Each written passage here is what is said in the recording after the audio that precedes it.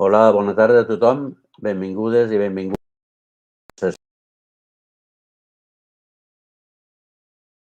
Està dedicada a recursos educatius digitals.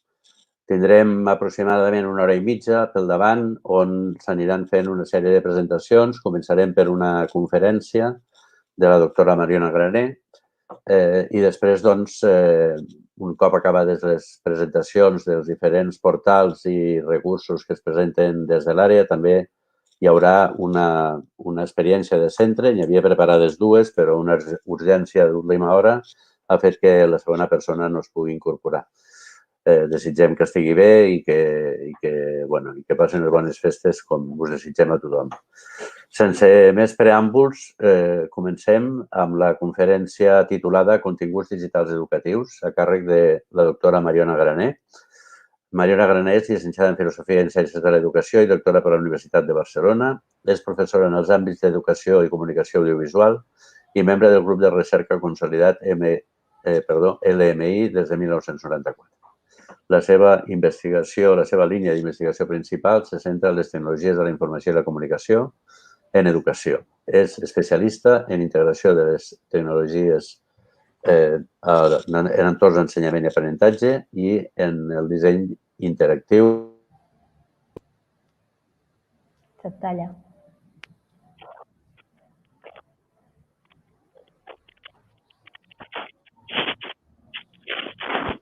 Xavier, un moment, que està ja la teva veu, eh? S'ha tallat la veu, sí.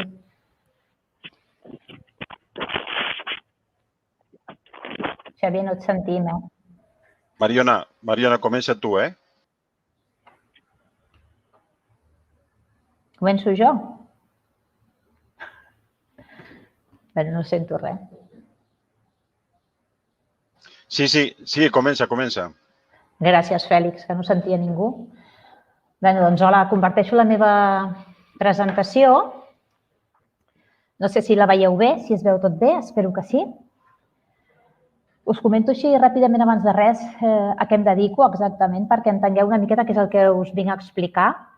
Com us ha dit el Xavier, jo soc pedagoga i la meva àrea de treball és la tecnologia educativa, que és una àrea tal qual, i ja fa 30 anys gairebé o més que em dedico a treballar en el disseny i la creació d'entorns digitals, continguts digitals, recursos digitals, eines per l'aprenentatge i per l'ensenyament. Al principi vaig començar com a becària programant petits jocs educatius i a poc vaig anar treballant en els aspectes més lligats al que seria el guió d'aquests petits jocs o videojocs educatius o CD-ROMs en aquell moment, per editorials o per productores i per entorns educatius en tot cas. I després vaig passar a dissenyar i a gestionar aquest tipus de projectes.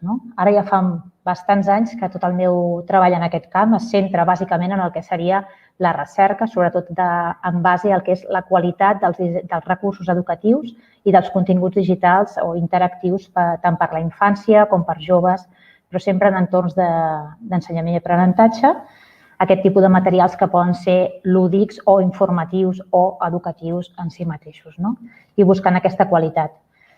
I encara que sí que faig algunes activitats per a empreses a nivell de donar algun assessorament o de fer algun assessorament, la meva feina principal és la de formar tant educadors, mestres i pedagogs en aquesta creació de materials com a comunicadors audiovisuals que també creen aquest tipus de continguts digitals.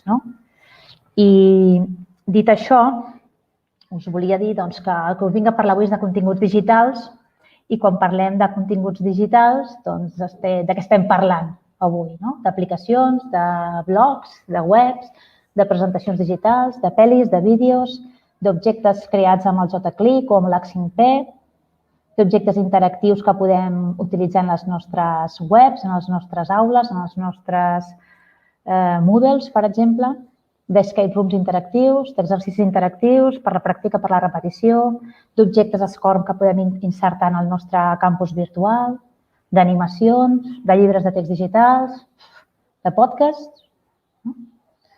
La veritat és que parlar avui de continguts digitals implica parlar de molts elements diferents. És un terme generalista que potser no és el més ben escollit, perquè en la nostra vida real nosaltres no confonem mai el que és el nostre entorn d'aula o de treball amb els continguts, ni confonem les eines amb els continguts. Però en la nostra vida digital sí que això està completament lligat.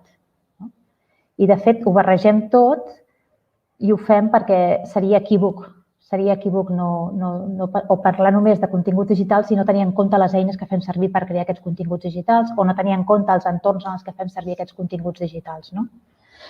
De totes maneres, com ja ho sabeu, perquè sou mestres, els continguts digitals o els recursos digitals o els entorns digitals o les eines digitals que fem servir per crear aquests recursos i aquests entorns mai van per davant. No són mai el nostre objectiu. El nostre objectiu sempre és situar les arrels per poder donar ales als nostres infants, als nostres joves, analitzar el context en el que estem, saber què necessiten per aprendre, plantejar-nos uns objectius d'aprenentatge, ajudar-los a desenvolupar les seves competències per assolir aquests objectius o per assolir tots els objectius que aniran arribant al llarg de la seva vida, dins i fora de l'escola. I després també plantejar des d'una perspectiva didàctica totes les nostres accions educatives, des de la nostra metodologia. I també quines accions farem, quines activitats farem, quins recursos treballarem a l'aula. Això seria ja l'últim. Abans encara ens plantejarem què avaluarem, com ho avaluarem, per a què avaluarem i, si cal, qualificarem, quines estratègies farem servir i arribarem finalment als continguts i als recursos. I estic segura que això no calia esmentar-ho perquè tots els que som aquí som mestres i ja sabem com funciona això, però a vegades als profes ens passa com els fotògrafs quan fan una fotografia, que nosaltres veiem coses que l'altra gent no veu. Quan nosaltres ens trobem una pedra rodona al mig del pati, al mig del carrer i ens estem ja plantejant què podríem fer amb aquesta pedra i som capaços de dissenyar tota una programació de tot un trimestre.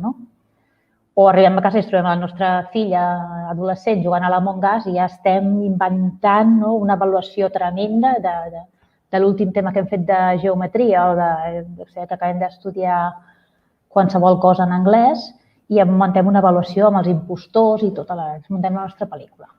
I no passa res, està bé.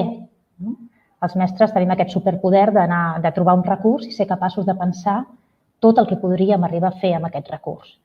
Per això està bé sempre i quan no perdem el focus, sempre i quan ens dediquem a utilitzar continguts digitals des d'una perspectiva de teatre en lloc d'efectivitat en el procés d'ensenyament i d'aprenentatge. I la veritat, tot el tema de continguts digitals és un tema molt ample. Jo avui no us parlaré de tot, de totes les opcions. Molts profes que treballen en aquest tema i dediquen moltes hores d'estudi a veure com s'haurien de dissenyar, com haurien de ser i com són efectius i com s'han d'introduir a l'aula, com els podem adoptar, integrar, insertar en el nostre entorn d'aprenentatge, però sí que us porto algunes idees que jo penso que ens poden inspirar o ens poden ajudar a prendre decisions en dos sentits. La selecció de continguts digitals per treballar amb els nostres infants i amb els nostres joves i la creació quan nosaltres siguem capaços de crear els nostres propis continguts. I en aquests moments això és una gran oportunitat perquè hi ha materials digitals educatius o amb l'etiqueta educativa, que això no vol dir que siguin educatius, però que tenen aquesta etiqueta, a cabassos per tot arreu, de tots tipus, per totes les edats, en totes les temàtiques, en 50.000 idiomes, fets per professionals, fets per editorials, fets per propis mestres. No cal que tot el que fem servir a l'aula nosaltres sigui creat per nosaltres, evidentment, perquè tenim molt de material i alguns de molt bons per utilitzar. Però el que sí que ens interessa és que quan seleccionem aquests continguts siguin continguts digitals de qualitat. I això, de la qualitat, té trampa. Ja us aviso ara. Perquè què és la qualitat? Què és la qualitat? No és tan fàcil. Què vol dir qualitat quan jo selecciono una app per treballar P4 de concepció matemàtica o alguns conceptes matemàtics, numèrics, jo què sé, els números o l'ordre? O què vol dir qualitat quan jo selecciono un material que està penjat a l'X-Tech, per exemple, per treballar la cèl·lula a 6è? O què vol dir qualitat quan jo selecciono un vídeo per treballar un procés històric segon de l'ESO, jo què sé, l'època feudal. Què significa qualitat, no? No és fàcil d'explicar, però està ben definida en molts aspectes. I la primera qüestió important és que és l'adequació. Materials de qualitat quan s'adequa al que nosaltres necessitem. I el que nosaltres necessitem és, abans de res, els nostres usuaris, els nostres estudiants, els nostres alumnes, joves, infants, de diferents edats. A la seva edat, o millor al seu desenvolupament, perquè no tots els nostres infants tenen un desenvolupament típic, no tots els nostres adolescents ho tenen. Aleshores, les seves capacitats, les seves habilitats, el seu moment de desenvolupament, però també a les seves necessitats d'aprenentatge en un moment determinat i els seus interessos. A vegades, alguns aprenentatges els treballem des dels propis interessos dels nostres estudiants i això també és important de saber. Però també l'adequació fa referència a que s'adequi als objectius que tenim previstos per assolir al llarg del procés i també en el context, en la nostra aula, la nostra escola, el nostre poble, el nostre barri, el context també del moment, el moment en què els utilitzem i els fem servir per treballar. Hi ha un altre punt de la qualitat que té a veure més amb el disseny educatiu, amb el disseny didàctic. Vol dir que hem de ser capaços de veure per què necessitem segons quins recursos i en això nosaltres, com que som mestres, estem més preparats, més avesats o més entrenats per saber per què necessitem uns materials determinats, en quin moment els farem servir, com els farem servir, ho necessitem per presentar una informació nova, per introduir un tema, o necessitem perquè un grup d'infants o de joves reforcin un tema determinat, o ho necessitem per preparar, per avaluar, per exemple, un procés que hem treballat a l'aula, necessitem veure aquest vídeo i ser capaços d'avaluar amb aquest vídeo alguna activitat. Necessitem, per exemple, uns continguts digitals per exercitar-nos, per fer pràctica i repetició, ja sigui de qüestions matemàtiques o de llengua o de la matèria que sigui. Necessitem aquests continguts per crear coses, necessitem eines per crear coses, o necessitem veure un material per comprendre algun procés que no hem entès, o per reforçar, per recordar, per aprofundir un tema. Algunes persones tenen més interessos en uns temes o uns altres. Podem trobar recursos només per a aquell grup d'infants i de joves que necessiten reforçar o aprofundir un tema. Aquest coneixement de la didàctica també implica tenir un coneixement dels mitjans. Si nosaltres necessitem, per exemple, que els nostres estudiants memoritzin, ja sigui, no sé, la poesia de Nadal o unes dates històriques o un procés determinat, una seqüència d'informacions, si fem servir un vídeo, per molt bonic que sigui, molt animat que sigui, fantàstic, no ens servirà de gaire. Si volem que memoritzin, necessitem que llegeixin o necessitem que escoltin, necessitem un àudio. O necessitem que repeteixin en veu alta. Si nosaltres volem que comprenguin, per exemple, un procés complex, en canvi, no necessitarem que llegeixin un paper, perquè està bé, poden llegir, però serà molt més complicat d'entendre. En canvi, si els posem una animació, els posem un vídeo, podem explicar d'una manera molt millor aquest procés. O els podem preparar una infografia o els podem preparar un esquema que sigui tot un diagrama de flux d'un procés. O, ja en un altre nivell, els podem demanar que ells siguin els que creïn aquest vídeo, que ells siguin els que creïn aquest material, que creïn aquesta infografia o aquest esquema. Això ho veiem ara. Hi ha un tercer punt en qualitat que moltes vegades els profes no tenim en compte. És un dels temes en què més he aprofundit al llarg dels meus anys de treball, que és tot el que fa referència al disseny interactiu, al com són aquests materials, perquè la informació, el contingut, necessita disseny. I potser ens pensem que els continguts són molt importants i que el disseny és un fet secundari en aquests continguts, però no és així. En realitat, avui sabem que un bon disseny pot ser un impuls per l'aprenentatge i per accedir a la informació, o un mal disseny es pot convertir en una barrera perquè els infants accedeixin a la informació, i si hi ha un mal disseny vol dir que no poden ni jugar, ni comunicar-se, ni crear, ni aprendre amb aquests continguts digitals. Per tant, no ens servirà de gaire. Hi ha diferents aspectes, jo he remarcat aquí les tres grans àmbits, les tres grans dimensions. Hi ha una part de disseny visual que hem de considerar sempre, de qualitat visual, de bona composició i disposició dels elements en pantalla, d'evitar que hi hagin interferències que siguin visuals que molestin a la pantalla, masses elements, per exemple, quan són molt petits, elements mal dissenyats o mal situats, mal composats. Hi ha tot un aspecte d'estructura, de navegació, de convencions en la navegació, de com s'organitza la informació, com s'estructura, es pot fragmentar, es pot organitzar de forma per mòduls, que determinen com accedirem a la informació als nostres estudiants. I després hi ha una part de disseny interactiu, sobretot en aquells elements que no són continguts merament informatius, sinó que tenen nivells d'interacció en què l'usuari pot fer coses amb els elements, pot jugar. I això, jugar o interactuar en diferents sentits. I aquí hi ha aspectes des de la simplicitat, la usabilitat, com es donen els feedbacks, com són aquests feedbacks a vegades és molt important, i després aspectes molt importants d'accessibilitat i d'adaptabilitat, perquè tenim estudiants amb diferents capacitats i diferents necessitats i podem tenir materials molt diferents. Però és important que tinguin una capacitat, un nivell d'adaptació i d'adaptabilitat adequat al que necessitem en cada cas. Aquests serien alguns aspectes. Per tant, la qualitat passa per l'adequació, per descomptat, passa per tot l'aspecte més interactiu, visual, i passa per una adequació didàctica que serem nosaltres qui li haurem de donar, bàsicament. Tant quan els dissenyem com quan els creem. I això quan a la selecció. Però quan a la creació de continguts podem plantejar-nos exactament el mateix. No podem oblidar tots aquests trets de qualitat que hem dit ara, però hem d'entendre que nosaltres també podem ser capaços de crear continguts digitals. En aquests moments tenim eines fantàsticament fàcils per poder crear els nostres propis continguts a dins de l'aula, sigui quin sigui el tipus de materials que nosaltres necessitem.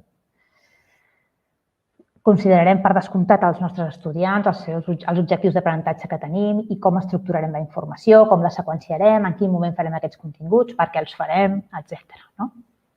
Però hi ha una cosa que m'agradaria que no oblidéssim perquè arrosseguem una tradició a l'escola, a l'educació en general, però a les escoles i als instituts i a la universitat, ja per descomptat no us explico, que ve amb aquesta idea de que durant molts anys ens hem pensat que l'educació és simplement que els professors entreguem, repartim informació als nostres estudiants. I això encara avui ens està passant en moltes de les nostres aules, perquè l'educació no és donar continguts, lliurar continguts als nostres estudiants.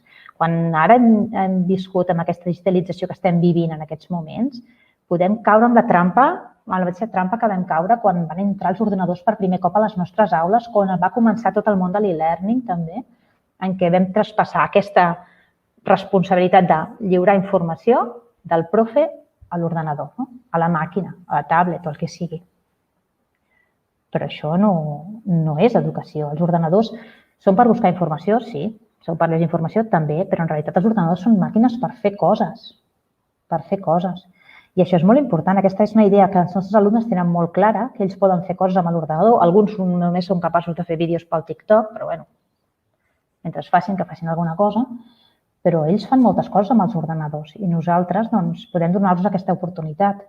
I nosaltres podem crear igual que ells creen. Ens costa una mica més pensar-hi, però ho hem de pensar. I quan pensem en crear continguts, vull que pensem no només que nosaltres podem crear els nostres continguts per l'aula, que és veritat, sinó que fem un pas més, com dèiem fa uns minuts, en què siguin els nostres alumnes els que creïn els continguts que necessiten pel seu propi procés d'aprenentatge en els diferents temes que treballem. Fem-los ser més que consumidors, creadors de continguts. Bàsicament tenim unes eines ara per crear molt grans a nivell de creació digital, i si sabem utilitzar-les, i si els nostres infants i joves les poden utilitzar, podran fer gairebé qualsevol cosa. Els nostres infants i joves poden crear, poden dissenyar, poden projectar, ja sigui una idea o una imatge o una solució d'un problema o un artefacte o un dispositiu, un procés. I quan els demanem que creïn els continguts per a una assignatura, podem intentar portar-los o fer-los anar més enllà de les presentacions lineals, planes, organitzades, i podem demanar-los que facin moltes altres coses perquè poden captar i editar imatges, retocar-les, poden fer vídeos, poden fer entrevistes, poden gravar entrevistes sonores, poden fer ràdio, poden recollir dades, poden fer animacions, poden fer contes, històries, objectes interactius, poden fer esquemes, poden fer infografies, poden fer maquetes, poden fer prototips, podem fer mapes conceptuals, els hi podem demanar que facin tot això, podem demanar-los que facin una línia del temps d'un procés determinat, per exemple. I la veritat és que si ajudar els alumnes a crear ens permet o els permet amb ells un treball més aprofundit de tots els conceptes que estem treballant a l'aula i no deixa espai per la superficialitat de la informació o d'aquest accedir a la informació i ja està. Ens obliga a pensar realment, ens obliga a entrar en la comprensió dels continguts que hem de treballar, siguin quin sigui el tipus de continguts, i requereix un esforç per comprendre, però també, a més, els obliga a organitzar-se, a gestionar el seu propi procés d'aprenentatge per assolir els objectius que estan previstos. Si els demanem que preparin una presentació, però si els demanem que preparin un mapa conceptual, com podeu imaginar, això és molt més complex. Es requereix conèixer moltes informacions paral·leles. I després, en aquest punt de crear també, hi ha aquesta altra vessant dels continguts digitals que nosaltres podem preparar pels nostres alumnes i que podem demanar que ells també preparin, que és pensar en no donar-los tants continguts, tantes respostes i donar-los més preguntes. Ser capaços d'idear com a docents les preguntes adients en cada cas. Promoure que ells mateixos, a mesura que creixin, puguin fer-se les seves preguntes també. Puguin anar obrint aquesta curiositat que tenen des que són ben petits. Els aprenentatges requereixen reptes, demanden esforç, això ja ho sabeu, no cal que us ho digui. I no cal que siguin reptes gairebé impossibles, han de ser factibles, però han de tenir un punt de dificultat que els faci, que els motivi a treballar, a aprendre i a tirar endavant. I en aquest sentit, la informació en si mateixa o els continguts digitals ens poden servir per connectar idees, per connectar els temes que ja coneixem amb altres temes que ens venen de nous o per connectar entre matèries, tot el que són les connexions horitzontals que ja sabeu de sobres què són. I els continguts i els materials digitals o les eines digitals ens permeten preparar projectes de molts tipus que ens ajudin a fer que els nostres alumnes davant de l'ordenador pensin i creïn. I això també ens permetrà desenvolupar aquest sentit crític que necessitem. Podem treballar per projectes, ja sabeu com va, per resolució de casos, podem demanar-los que identifiquin problemes, que ens plantegem objectius, que formulem hipòtesis abans de prendre decisions, podem demanar que analitzin, que busquin, que localitzin informacions, evidències, i alternatives, i que puguin rebatre aquestes alternatives amb les evidències. Podem preparar activitats que els moguin a una interrogació més crítica, que fer-los les preguntes que els portin a anar més enllà del que és explícit, més enllà del que un més un són dos, o més enllà de qui va descobrir Amèrica, sinó tot el que hi ha al darrere.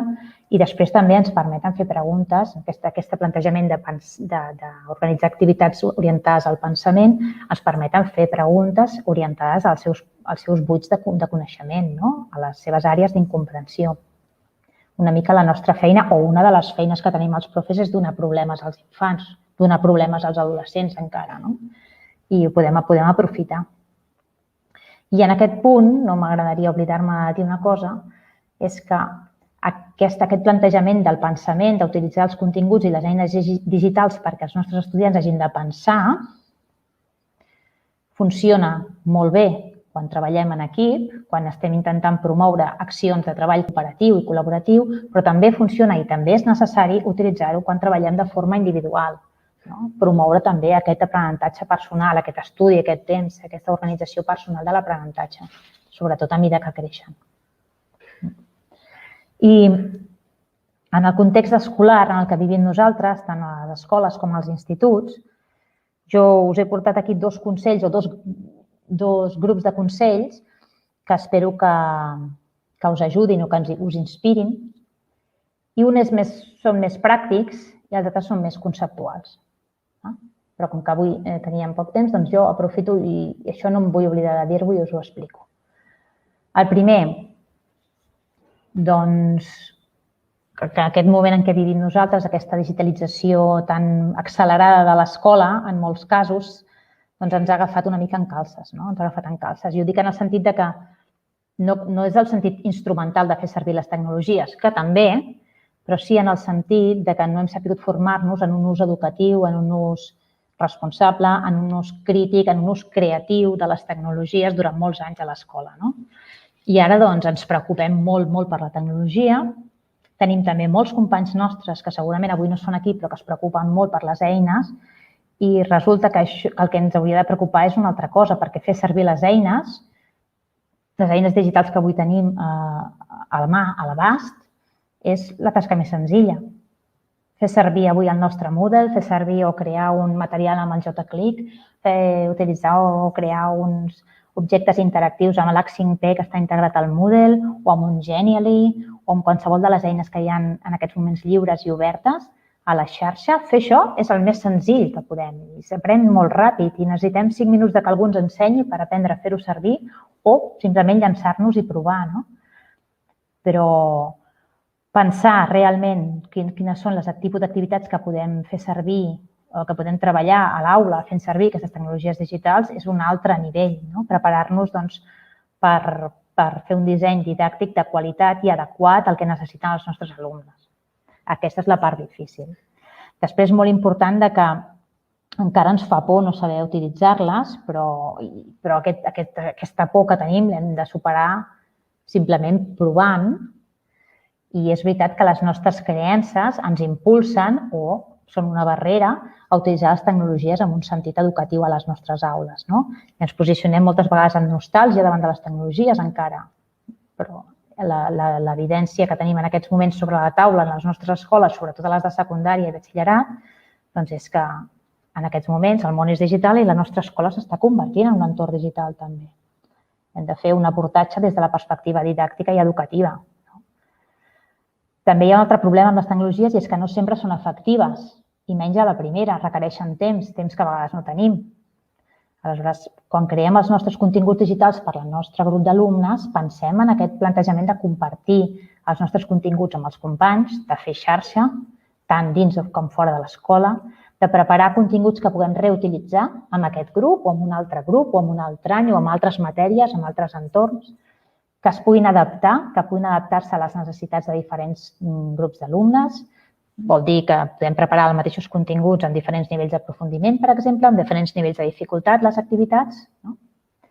I també que pensem en quines tecnologies farem servir, perquè aquest és un dels temes que tenim també pendents, que tenim una manca d'acord i de posar-nos d'acord a les escoles i de debatre entre nosaltres de com fem servir les tecnologies, quan les farem servir, de quina manera, per què les farem servir. Ens limitem a negociar coses de prohibicions, però no ens dediquem a la part més educativa. I en aquesta part també hi ha quines eines farem servir. Pensar en continguts que siguin oberts, que siguin lliures, que estiguin adaptats al que nosaltres necessitem a nivell escolar. El departament aposta per Moodle i és una de les eines més potents que tenim a nivell internacional i oberta i al mateix temps segura per les dades dels nostres alumnes i privada. I aquí és on ens hauríem d'agafar i tirar endavant. Per tant, posar-nos d'acord també i posar-nos les piles de treballar en xarxa dins de la pròpia escola i també fora de l'escola, amb altres centres, amb altres companys, en aquesta mateixa xarxa que tenim. I aquesta era la idea més pràctica, però després hi ha una altra idea, la meva última idea que us deixo avui aquí, que ve a dir-nos que us haig de dir que les tecnologies no milloren l'educació. Suposo que això ja ho sabíeu, però els que portem treballant en tecnologia educativa molts anys, ja fa 30 anys que estem dient que això no funciona. Fa molts anys que tenim aquí els ordenadors a les aules, en aquests moments tenim una educació que va cap al món digital al 100 per hora, però sabem que si nosaltres introduïm ordenadors, si introduïm tablets, si introduïm campus virtuals, si introduïm continguts digitals a les nostres aules, en els nostres entorns d'aprenentatge, i fem servir totes les tendències que tenim a les mans simplement per seguir fent el mateix de la mateixa manera, perpetuant models pensats o centrats en els continguts i no centrats en l'aprenentatge, doncs no canviarem la nostra educació. No millorarem, no la transformarem, no canviarem metodologies i, per tant, l'aprenentatge dels nostres alumnes no serà més efectiu. És el que es diu el canvi sense canvi, és com decoració pura i dura d'un procés d'ensenyament que no pot anar més enllà. Bàsicament, el que jo us volia dir és preocupem-nos molt del nostre disseny didàctic, preocupem-nos molt de l'educació, preocupem-nos molt de pensar, abans de fer servir els nostres continguts, quins continguts farem servir, per què, com, de quina manera, i per assolir quins objectius amb els nostres alumnes, amb el nostre entorn, amb el nostre context determinat, que és simplement la base de tot el que nosaltres necessitem. Per tant, preocupem-nos de l'educació i no tant de les tecnologies. Les tecnologies estan aquí, llancem-nos a fer-les servir, però sempre recordant que no són al centre. I ja està, no us m'enrotllo més, perquè jo no pararia. Us deixo aquí el meu nom i també les imatges d'on les hem tret perquè les tingueu a mà.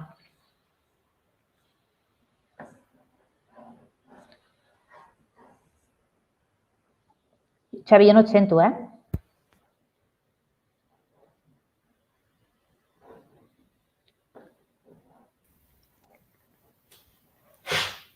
No, ara sí, el Xavi no el sento. Tu el sents? No, té problemes amb el so. Han fet una pregunta en el xat. Mariona, bona tarda. Te l'he posat aquí? Sí. 4 idees bàsiques per seleccionar. Bàsicament, una miqueta el que us he dit. Primer, heu d'aconseguir materials que siguin adequats al que vosaltres necessiteu i el que necessiten els vostres alumnes. Això segur. Fixeu-vos que hi ha molts de materials, moltíssims, sobretot a nivell comercial, sobretot per tablets o per dispositius mòbils, quantitat d'eines i de recursos i de continguts que existeixen i que no són adequats. Perquè us feu una idea, hi ha gairebé 100.000, es diu ràpid, aplicacions per infants a l'Apple Store, per exemple. I això no vol dir... I totes amb la categoria educatives o infantils, o pels joves més petits. I realment ningú s'ha preocupat de si són educatives o no. I aquesta etiqueta ve donada pel propi productor. Hemos hecho un material educativo muy educativo. I tu dius, merda. I potser està ple de problemes. Jo el que us diria és, quan busqueu continguts, consulteu, treballeu en xarxa amb els vostres companys. Algú els ha provat, algú els coneix, Mireu si existeixen vídeos. Existeixen vídeos d'aquesta aplicació, d'aquesta eina, que expliquin com funciona, com va, algun exemple. Abans de seleccionar un material, que pot ser molt bo per algú i molt terrible o molt insubstantiu per un altre grup d'estudiants, doncs penseu molt bé. Mireu una mica com funcionen les eines abans. Observeu-les, proveu-les. Si no podeu provar-les amb els alumnes, proveu-les entre vosaltres, entre els companys. Feu xarxa també en aquest sentit. No ho sé, és que és molt llarg la història. Si voleu triar, que hi ha portals en què podeu triar, per exemple, aplicacions, que és Common Sense Media, o podeu buscar diferents investigacions que s'han fet sobre el tema, però jo el que faria seria adequat als meus estudiants, als objectius que jo tinc, ha de ser de qualitat a nivell visual, ha de tenir un disseny adequat, una estètica adequada, una estructura, una composició de pantalla, ha de ser bo a nivell de feedback i de donar resposta als alumnes, ha de ser ràpid, jugable, usable, fàcil, simple i ha d'anar directe al que nosaltres necessitem. Penseu sobretot en això de trobar continguts i eines que facin que els alumnes facin coses, que els alumnes pensin. No que se sentin a mirar, que també a vegades necessitem, però segons el nostre objectiu busquem el que necessitem en cada moment. Una pregunta, una observació. M'he adonat que hi ha un model del què volem. Donar un model del què volem és imprescindible. Llavors, fem una presentació sobre llegendes catalanes i surt l'Andrés Iniesta. És que no entenc aquesta pregunta de l'Andrés Iniesta a les llegendes catalanes, però donar un model del què volem és imprescindible. A què et refereixes? A crear un estil de què és el que nosaltres volem transmetre.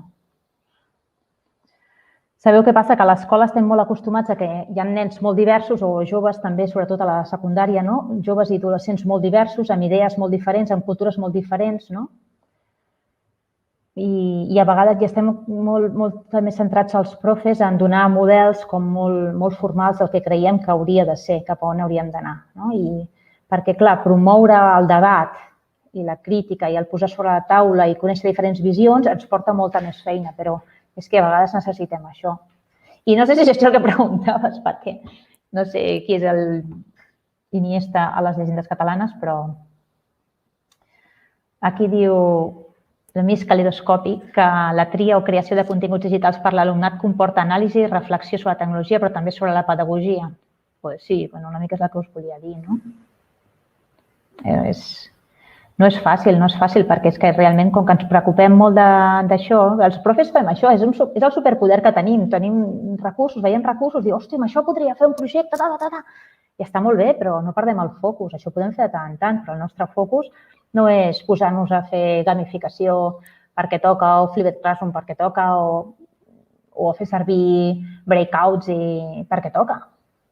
El nostre objectiu és que els nostres alumnes aprenguin, aleshores no perdem el focus. Un dia podem fer una activitat d'aquest tipus, però no podem treballar o pensar que estem aprenent fent servir aquesta estratègia. Va per davant a l'alumne, a les seves necessitats d'aprenentatge, que a vegades no són els seus desitjos. Les seves necessitats són unes i els desitjos són uns altres. Molt bé, moltes gràcies, Mariona. Gràcies, Alexandra. Per les teves aportacions i per respondre a totes aquestes preguntes. El Xavi està tenint una mica un problema tècnic i continuem endavant amb la part de píldora formativa. I doncs ara alguns companys de l'àrea de cultura digital ens presentaran alguns materials. Començarem amb en Ramon. Bona tarda. Bona tarda, Ramon. Bona tarda. Em rebeu bé. Jo em sembla que no tinc problemes d'això perquè he estat mirant molt i tot se sentia... Perfecte. Tot anava correcte. Molt bé. A la pantalla intentaré, són 6 minutets que tinc per presentació. Començo jo comentant-vos el producte, suposo que un dels productes més antics que hi ha dins de l'ecosistema un segon,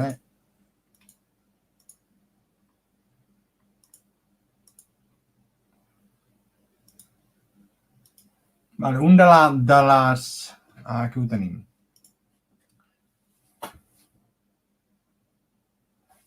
Us presento l'Edu, que és un dels productes més antics que hi ha, com us deia, dins de l'ecosistema del departament.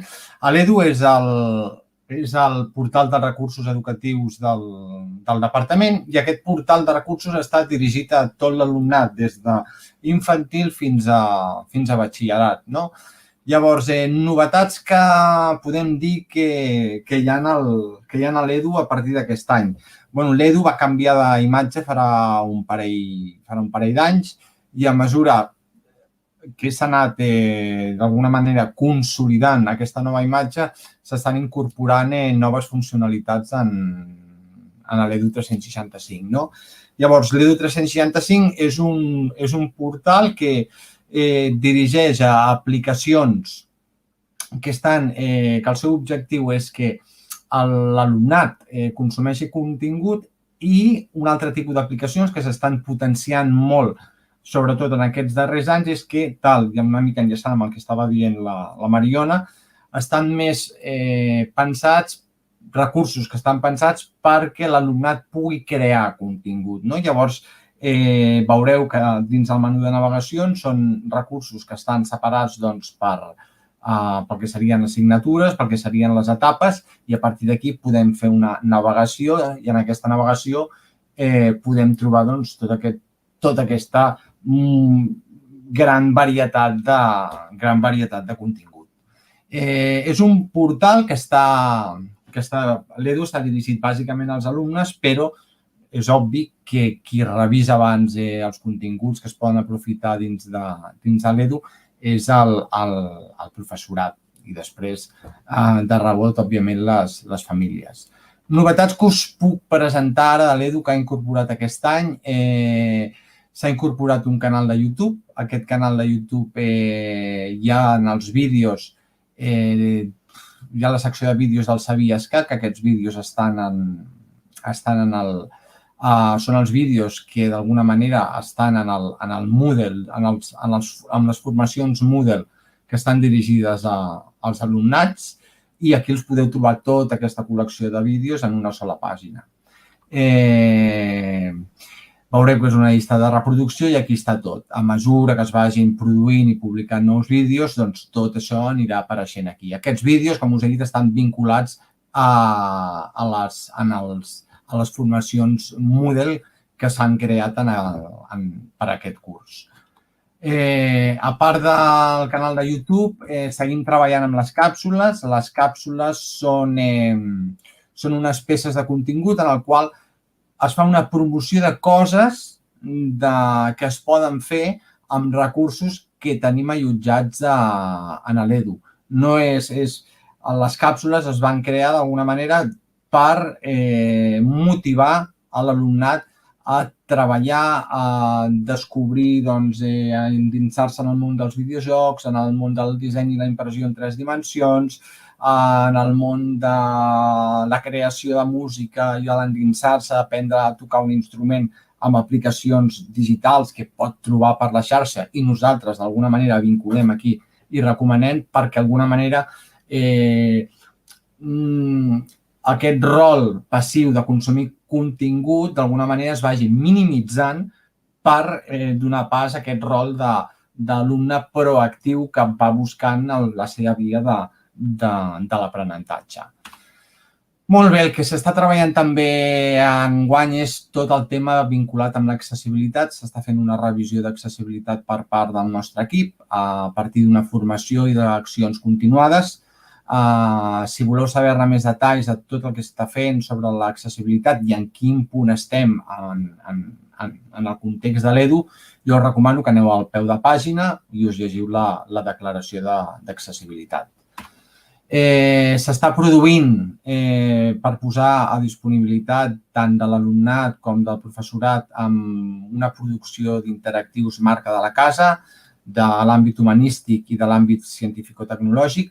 En els propers començaments d'anys aquests interactius ja començaran a estar publicats i des de ja feia uns quants anys que no teníem l'oportunitat de crear interactius marca de la casa. Per tant, això, entre gener, a finals de gener, començaments de febrer, ja veureu anunciat tant a les xarxes socials com en el propi Edu que aquests continguts ja s'han posat a l'abast de tothom.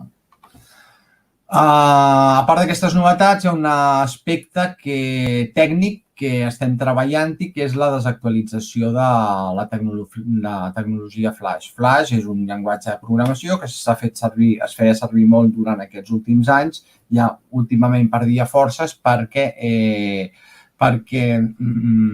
ja es considera com una tecnologia obsoleta.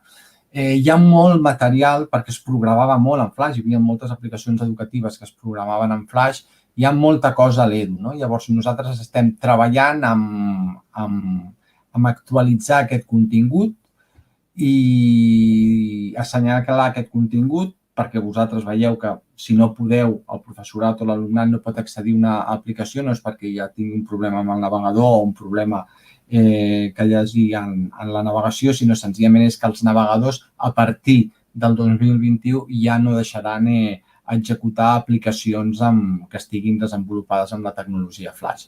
Estem buscant aquestes solucions tecnològiques que permetin convertir o emular el contingut que tenim desenvolupat amb Flash a l'Edu.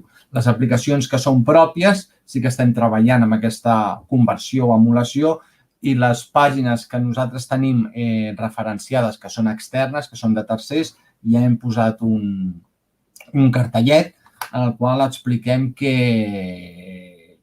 tindreu problemes si voleu executar aquestes aplicacions a partir del gener de l'any que ve. Aquest cartellet el vam començar a posar fa 2 setmanes. De moment, els principals navegadors encara permeten executar les aplicacions en Flash, però en breu sí que es preveu que Flash deixi d'estar completament operatiu. Per resumir-vos, per acabar aquesta presentació, que m'estic andant una mica de temps, destacar-vos aquesta gràfica perquè veieu quin ha estat l'impacte que ha tingut l'Edu en aquest darrer any. Pràcticament des del malaurat confinament al març, des del malaurat confinament que vam tenir al març, es va quadriplicar les entrades a l'Edu i ara aquestes xifres s'han tornat a estabilitzar però amb una clara tendència a l'alta. El que vol dir que l'Edu és un repositori que interessa, és un repositori que està viu en el qual no deixeu de mirar perquè un dels punts que té a favor és que una de les grans avantatges que té l'Edu és que està en contínua actualització. A contrapès, també us hem de dir això, que encara que hi hagi contingut molt interessant, al ser que la gran majoria d'aquest contingut no depèn de nosaltres, nosaltres no podem garantir aquesta permanència de continguts de tercers, però que és un contingut que sempre s'està actualitzant i sempre s'està revisant. I això us convideu des d'aquí us convideu a que no el deixeu de mirar, a que hi entreu, a que podeu trobar recursos cada etapa té la seva secció i cada etapa tindrà les seves entrades per cadascun dels àmbits. Llavors, continueu amb l'Edu, continueu vinculats, seguiu-nos a les xarxes socials perquè novetats en venen moltes i més amb el que us he dit i subratllo amb la producció de nous interactius que arriben a començament del 2021. Molt bé, acabo amb l'Edu, continuo jo mateix perquè ara tenia l'altre producte a presentar-vos. Alexandra, si no em dius el contrari, jo continuo, jo tiro milles. Vale, molt bé. Tenim alguna pregunta abans de continuar? Vale. El Xavi continua amb problemes de so. Una pregunta, Ramon, què és això de la revisió d'accessibilitat? Sí, la revisió d'accessibilitat, nosaltres el que hem estat fent és des de tots els productes que estan vinculats a la Generalitat de Catalunya han de seguir una normativa d'accessibilitat. Llavors, tot això a través de formacions que tots els equips d'edició d'aquests espais web de l'univers de l'ecosistema de la Generalitat de Catalunya, nosaltres el que estem fent és rebre aquesta formació i a partir d'uns informes que es van generant sobre quin és l'estat de l'accessibilitat que tenen les nostres pàgines, doncs anem fent les modificacions oportunes. És el que t'he dit, mira els més detalls perquè és molta informació a nivell tècnic perquè vegis en quin estat està la pàgina de l'Edu, ves al peu de la pàgina i punxes sobre accessibilitat i allà hi ha tota la informació. Bàsicament, d'alguna manera, és facilitar l'entrada al web a tothom. Aquí hi ha uns criteris d'accessibilitat en el qual es generen uns informes i en base a aquests informes nosaltres podem veure a quin nivell estem, què ens falta, què supera aquesta accessibilitat i quins són els punts fluixos del portal respecte a quin seria el nivell òptim d'accessibilitat. Et recomano això, ves al peu de pàgina on hi ha tota la informació que fa referència en aquest punt. Molt bé. Una altra pregunta, marca de la casa. Et refereixes? Digue'm, a què em refereixo? És que jo estic veient la propera presentació, la pregunta què fa, què diu? Què vol dir marca de la casa? Sí, a què et refereixes amb marca de la casa? Et refereixes a material fet Marca de la casa que està produït pel Departament d'Educació.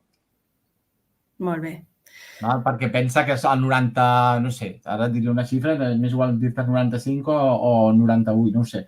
Però la immensa majoria del contingut que nosaltres és un repositori, l'Edu, i la gran majoria de contingut que hi ha a l'Edu és de tercers.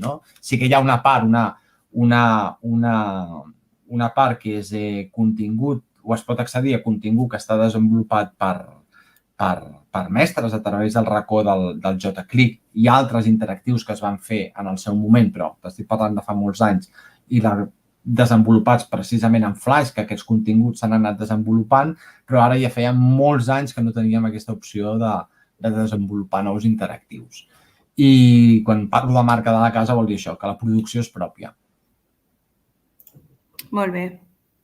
Que tenim ple control sobre allò a nivell del que volem fer. Sobre l'aplicació de tercers poden ser molt xules, molt adients a les etapes o poden tenir idees metodològiques al darrere molt potents, ser un material de molta qualitat, però pot ser que de la nit al dia desapareixi.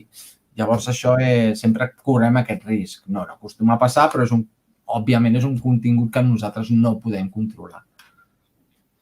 Molt bé, Ramon, et deixo continuar. Ens vas explicar ara altres recursos. Sí, mira, Toolbox. Escoltar la Mariona m'ha anat perfecte perquè enllaço amb el tema, no? Perquè ha acabat parlant la seva ponència amb espais, amb repositoris on els mestres puguin trobar, ja ha parlat de les aplicacions educatives que estan a les botigues virtuals d'aplicacions com les botigues d'Apple i de Google i que, evidentment, et posen l'etiqueta d'educativa, però és una etiqueta comercial. Però per això tenim Toolbox. Què és Toolbox? Toolbox és un recull d'aplicacions i propostes educatives que estan validades per docents. Hi ha infinitat no, hi ha més d'un miler d'aplicacions validades per docents en aquest portal, en aquest espai. Llavors, quins són els objectius de Toolbox? Toolbox va néixer com una iniciativa entre el Departament d'Educació i la GSMA dins el programa EmSchools, com un programa educatiu, com una pota d'aquest programa educatiu que és EmSchools. Sí. Disculpa, està la presentació de l'Edu 365, eh? No me digas. A la pantalla, sí. Vale, perfecte. Vale, perdona, Gràcies per avisar, sobretot,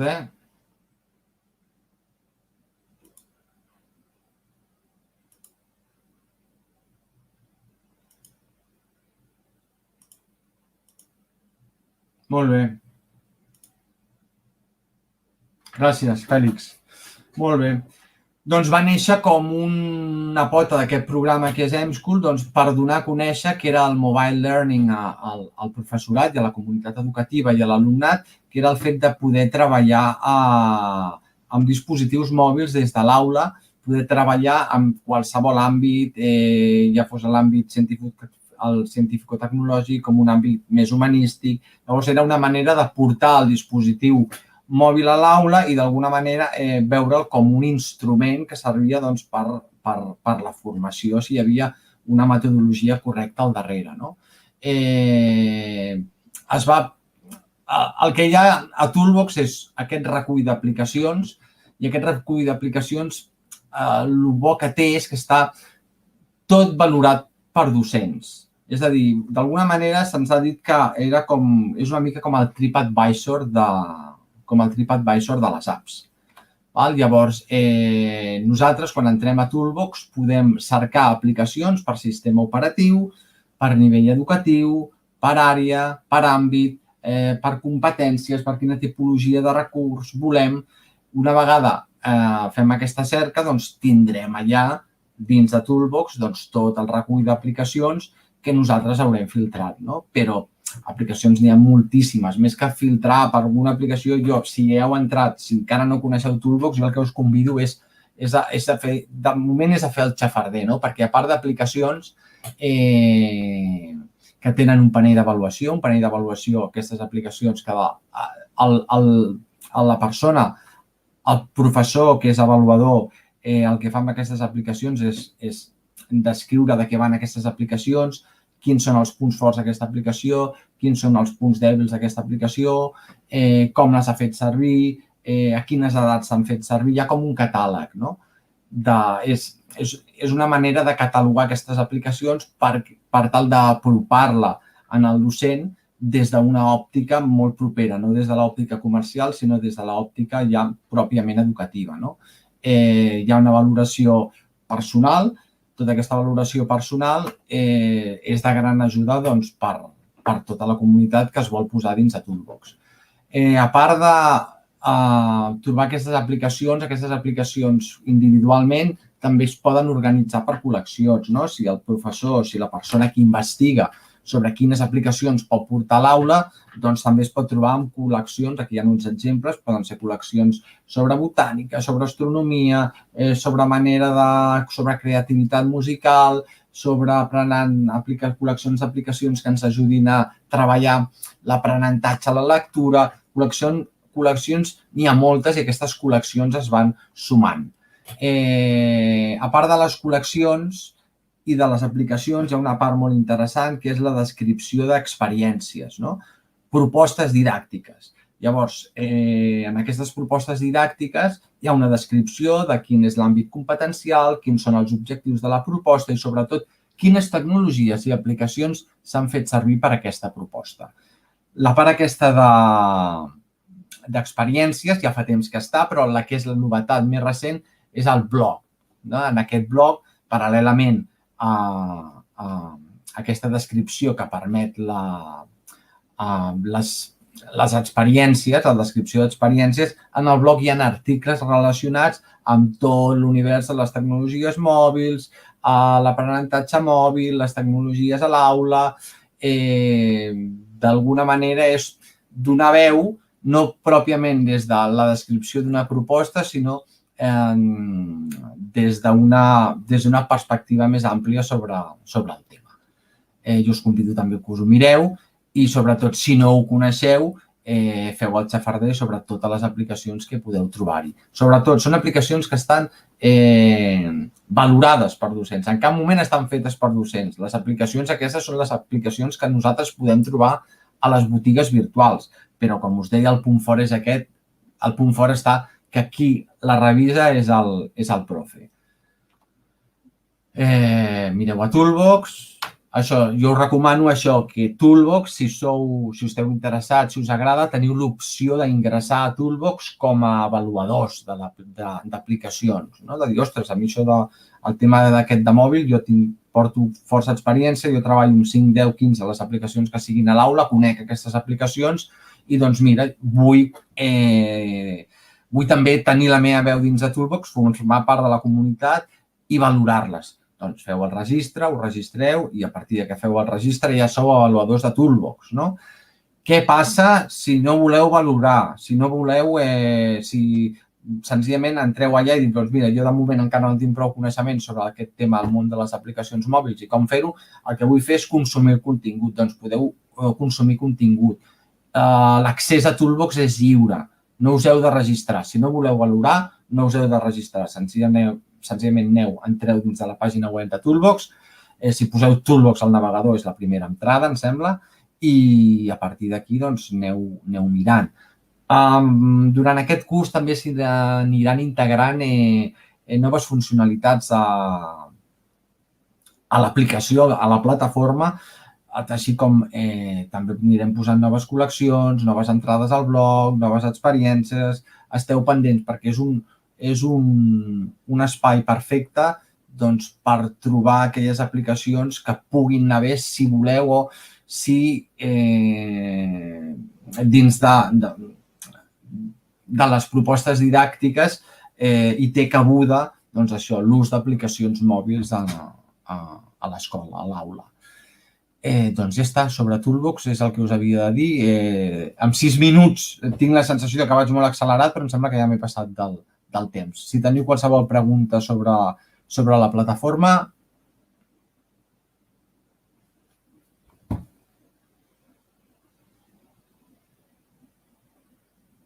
No.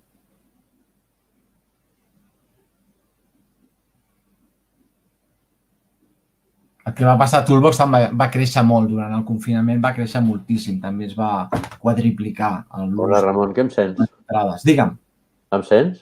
Sí. Perfecte. Hosti, quina sort. Bé, hem tingut que reiniciar perquè no sé què ha passat, que ha desaparegut el meu so i no em sentia ningú. I, bueno, perfecte. T'estan posant una mica les opinions, el que va manifestant la gent en el xat. Si no hi ha cap pregunta, doncs com que la veritat és que aquests 6 minuts passen volant, passem a la següent presentació. Moltes gràcies. Espera't, que hi ha una pregunta final, aquesta. Si vols, Ramon, no sé si la veus. Diu Toolbox i Edu35. Són pàgines, sota el meu punt de vista, molt potents, però a la meva escola, per exemple, tenim molts problemes de connectivitat. No sé si li podràs dir gaire cosa, Jordi. Sí, problemes de connectivitat, sí. Bueno, els problemes de connectivitat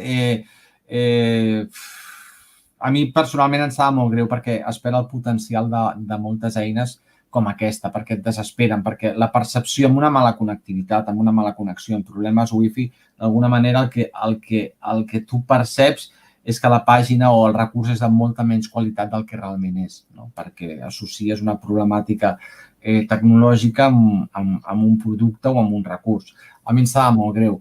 Jo, si em permet, Ramon, només dir que amb el desplegament que s'està fent amb el Pla d'Educació Digital de Catalunya, molts d'aquests problemes de connectivitat, per no dir tots, quedaran resolts. Per tant, ja sabeu que s'està fent un gran esforç i tot s'ha accelerat i esperem que en els propers mesos la cosa es vagi normalitzant i tota aquesta sèrie d'eines i recursos que es posen a disposició del professorat a través del departament o dels que ells mateixos disposen o creen, doncs que ho puguin fer servir amb connexió directa sense problemes. Només podem dir això, almenys en aquesta presentació que estem fent avui. Si no hi ha res més, passem a la següent presentació. Moltes gràcies, Ramon. Fins aviat. Alexandra, que és una companya també de l'àrea de cultura digital, ens presentarà Alexandria. Ja sabem que el nom i la presentació quadren bastant, o sigui que endavant, quan vulguis. Gràcies. Moltes gràcies, Xavi. Bé, doncs us presentaré el que és Alexandria. Alexandria és una biblioteca de recursos que està desenvolupada per al Departament d'Ensenyament i que permet als usuaris descarregar i també incorporar materials educatius. És a dir, permet compartir materials i recursos entre tots els docents. Aquests materials són de diferent tipologia i els veurem a continuació. Aquí s'ha posat el logo del programa i també l'adreça per poder accedir en aquesta pàgina. Principalment, avui en dia, i sobretot degut a la situació actual, cada vegada és més habitual que els mestres i professors desenvolupem materials que tots som de molt bona qualitat i, de fet, són d'actualitat perquè estem a les aules dia a dia i sabem el que s'està fent. Aquest material val la pena compartir-lo i val la pena posar-lo a disposició de la comunitat educativa. És en aquest entorn, a Alexandria, on tenim l'espai per poder fer-ho. I Alexandria està regida per aquest principi de cooperació entre persones que participen lliurement amb aquesta voluntat d'avançar en la millora de la pràctica docent. Realment, els materials que trobem aquí en el servei d'Alexandria segueixen un model que és el de recursos educatius oberts i són tots materials que tant es poden utilitzar com reutilitzar, adaptar i compartir lliurement. Veurem principalment quin és l'entorn d'Alexandria, també quins recursos tenim disponibles i com podem aportar els nostres materials. I finalment us compartiré alguns enllaços per saber-ne més. Aquest és l'entorn d'Alexandria, la pàgina principal, on tenim les notícies del lloc i a la part de dalt tenim un menú. Faré un breu recorregut per la pàgina per presentar-vos tot el que podeu trobar. Dintre de la primera part teniu els cursos, els objectes que podem compartir, que són cursos Moodle, materials per les pissarres digitals interactives i objectes SCORM. Des de documentació podeu trobar més informació sobre què és Alexandria i quines condicions teniu que es compleixen per compartir aquests materials, les seves característiques, en quant a tamany i format. I, per últim, teniu l'apartat de suport on es poden trobar preguntes freqüents i també un espai de consulta i uns fòrums on podeu fer les vostres consultes lliurement. En la part dreta, a la banda dreta d'aquesta pàgina, també trobeu agrupats diferents eines. La primera que és per trobar recursos, on podem cercar cada un dels materials que volem per tipologia, tant si volem buscar cursos Moodle, com objectes de pissarra digital, com objectes SCORM, els podem trobar des d'aquí. Després tenim aquest espai per aportar, per pujar nosaltres els nostres materials, igualment classificat per al tipus de material que vulguem aportar. I, per últim, ens trobem amb l'apartat de preguntes freqüents, on trobem un llistat de preguntes per aclarir-nos els dubtes i després els fòrums de consultes, que són amb preguntes també variades. Bé, per últim, aquí teniu les categories dels cursos i això és molt important perquè podem cercar per tipologia. És a dir, si volem un material d'història, doncs directament anirem a aquest apartat i podem fer servir directament a les categories que trobem aquí. Què més? Què podem trobar a Alexandria? Doncs, com he dit, podem trobar cursos Moodle.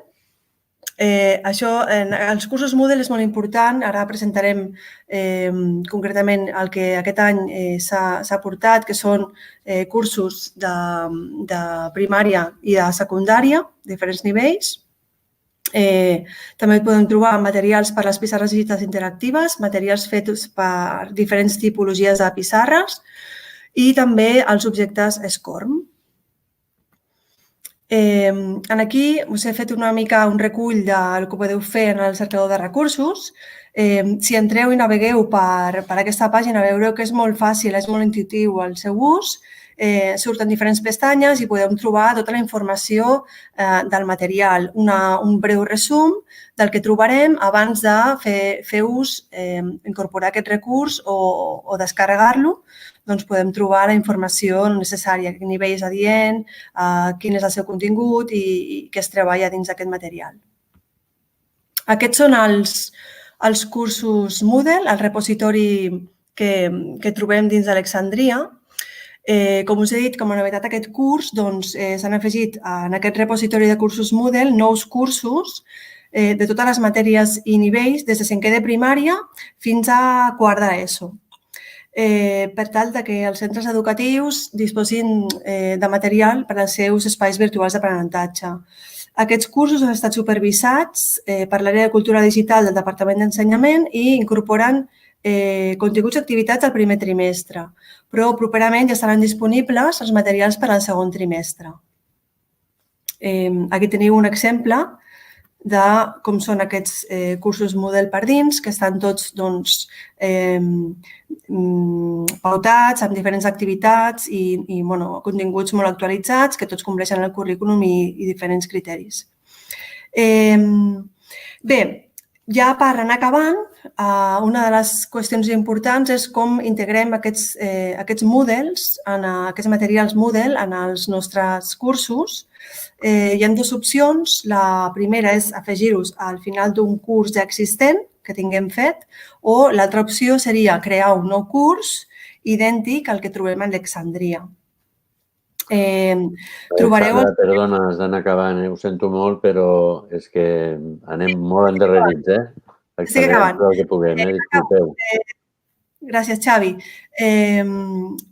Podeu trobar tota la informació de com pujar aquests materials a les últimes pàgines que us he posat aquí al final, com importar cursos i ja podeu seguir els passos per fer-ho, que és molt fàcil. Us animem a que compartiu el vostre material i que feu servir tot aquest material que trobeu aquí, en Alexandria. Moltes gràcies. Ja he acabat. Gràcies, Alexandra. Si us sembla, si hi ha algunes preguntes, les podem contestar a posteriori o veurem aviam de quina manera ho habilitem perquè es puguin contestar, perquè la previsió era que a 6:45 es pogués presentar ja l'experiència de centre i encara ens queden 1, 2, 3, 4 presentacions. Per tant, us demano a Tona, Nacho, a Javi Eguiguren i Francesc Busquets que intenteu sintetitzar al màxim la vostra presentació. Tot seguit, Tona Castell us presentarà l'eina JClick que coneixeu, és un recurs molt utilitzat per Departament. Endavant. Tona, gràcies. Hola, bona tarda. Sí, ja veieu, amb el JClick es pot ser molt breu i és el que faré. Mireu, sobretot hi ha diverses novetats. La primera, com que també teniu la presentació, us la faig per aquí. I és aquesta, que ho podeu fer tot a partir ara ja de les tablets. De manera que tot el que tenim amb aquesta presentació, que l'anem passant, explicant el que és el JClick, veureu que la part més important, que per mi és la que és més novedosa per a vosaltres, és tota aquesta actualització que s'ha fet per tal de que totes les activitats, les seqüències d'activitats, estiguin precisament disponibles en tot el que són els dispositius mòbils. Crec que aquesta part, a més, amb una biblioteca molt visual, us farà participar amb els vostres alumnes de tot el que és aquesta personalització de l'aprenentatge que parlava la Mariona anteriorment. Tot el que teniu a dintre del que és la biblioteca, ja veieu que en aquesta presentació que ja teniu a l'abast, teniu tots els materials amb aquests enllaços que us hem donat. Està tot en obert perquè hi pugueu encara remenar més. Amb aquesta biblioteca, com us deia, aquest selector d'idioma, en anglès, en català, en espanyol. Teniu molts projectes, moltes seqüències d'activitats ja posades. La cerca d'activitats és del millor que té, amb la qual cosa podeu buscar i remenar tot el que voleu. Un cop tingueu el projecte al dispositiu mòbil, fixeu-vos que podeu fer moltes coses a partir d'aquestes 4 icones. Obrir les activitats, desar-les per instal·lar-la a l'ordinador o al dispositiu, descarregar les activitats o compartir-les. Amb aquest compartir, a més, tenim per un costat el que ara us explicaré d'aquí un moment.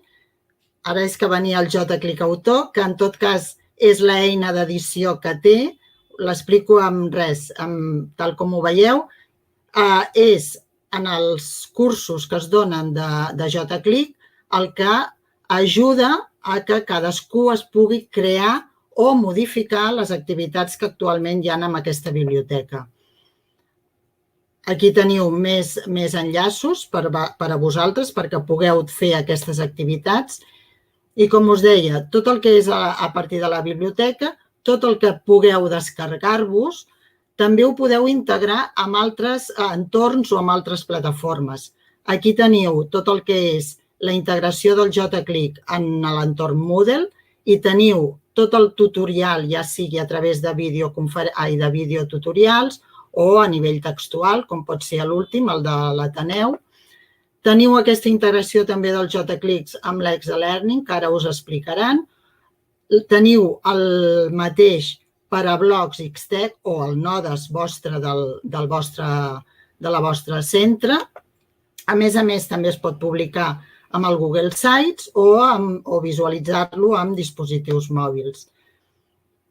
Per acabar, fortaleses, doncs totes les que siguin a partir del que ha estat explicant precisament la Mariona. Tot el que és el disseny visual que us el creeu vosaltres, tot el que és a nivell textual, d'àudio, d'imatge.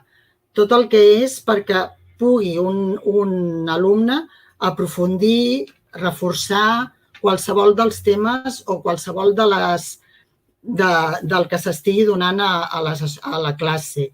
I sí que hi ha un punt feble que és aquell que a tothom li pesa molt. I és que cal ser molt curós a la tria perquè hi ha encara activitats que visualment són poc atractives, però en canvi en qüestions d'aprenentatge, de seguiment d'aprenentatge, sí que són molt adequades. Per tant, aquí és on vosaltres heu de fer aquest filtre tan important abans de posar-lo a l'abast de l'alumnat. I gràcies, Xavi, per tu. Moltíssimes gràcies, Tona. No hi ha més que alabances, més que preguntes sobre l'eina. Evidentment, és una eina, és un clàssic i els canvis que se n'han fet doncs són espectaculars. Doncs moltes gràcies, Tona. Passem a la següent presentació, que és el H5P, que l'han anomenat tant la Mariona com alguns de vosaltres també anteriorment, i ens ho presentarà el Nacho Gálvez. Nacho, quan vulguis. Endavant. Hola, bona tarda. Molt bé, anirem ràpid. Vinga. Poseu la presentació, sisplau.